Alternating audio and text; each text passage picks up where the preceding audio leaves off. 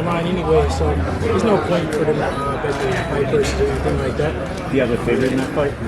I think it's a good fight. I think it's 50-50. I think Ryan obviously has a size advantage, but you know the rehydration clause kind of like, you know, I don't know how he'll be under that, but I think it's a good fight for boxing. I'm excited to see it, and I'll be there to watch it. Champ, obviously the winner of that fight, whoever it may be, is a huge fight for you after May 20th for you to defend the titles one last time before you move up to 140. Just curious. Maybe one last time.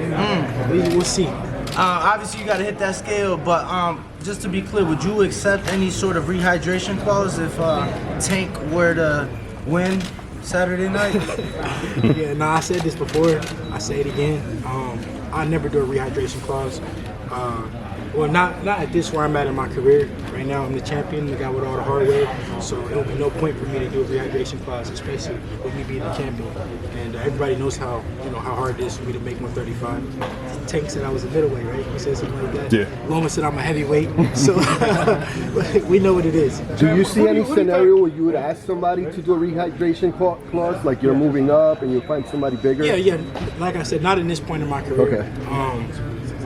You know, I'm fighting for belts and stuff like that, so there's really no point in me doing a rehydration clause, but you never know.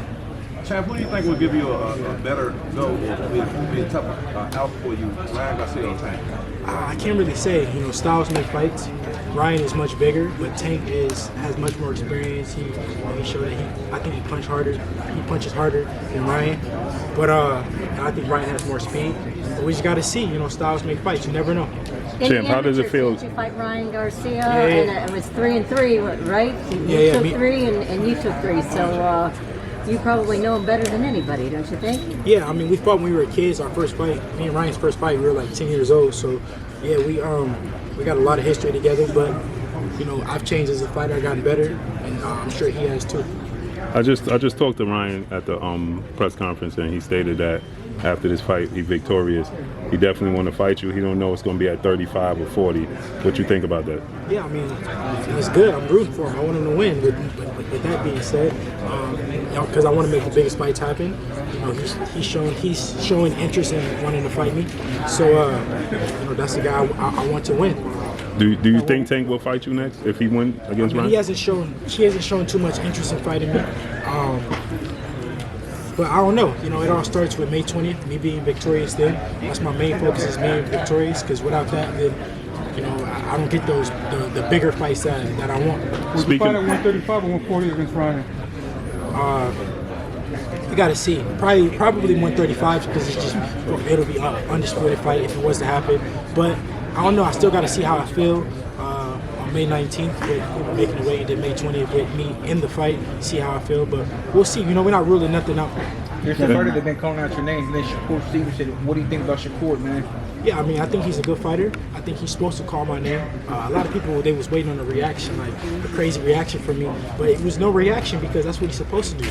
I like that he called my name. I respect that, because I remember at a point when guys wouldn't call my name, they would say it was email champ, or you know, it was nothing to gain, it was this, it was that. So now that guys are calling my name, I can't be mad at it. I gotta respect it.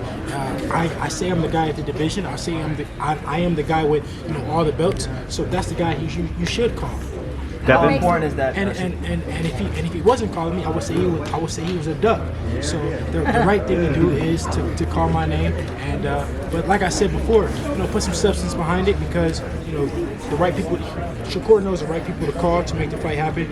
And yeah. How was the sparring session? He said that, you know, after the fight he dominated you in the sparring sessions, and he stated that when he do fight you, it's going to be an easy fight. He want to fight you to make a point. How was those sparring sessions, and just attest to that? Yeah, me and Shakur, we've been sparring since, bro, I think my first sparring session we were like 12 years old, maybe a little bit older, but something like around there, maybe like 13 years old.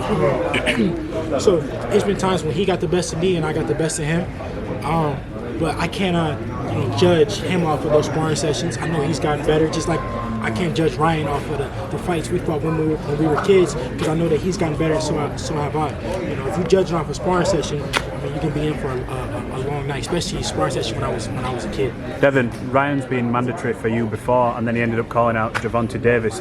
Are you confident that if he gets past Gervonta, that if you were to say let's fight, that he would take that? Yeah, I mean, we just got to see. I don't know. I can't say. I cannot speak for him. You know, he's shown interest in fighting me before. He's been my mandatory before. He could have fought me before, but we just got to see. My main focus right now is Loma, you know, being victorious in that fight, and then we'll go from there.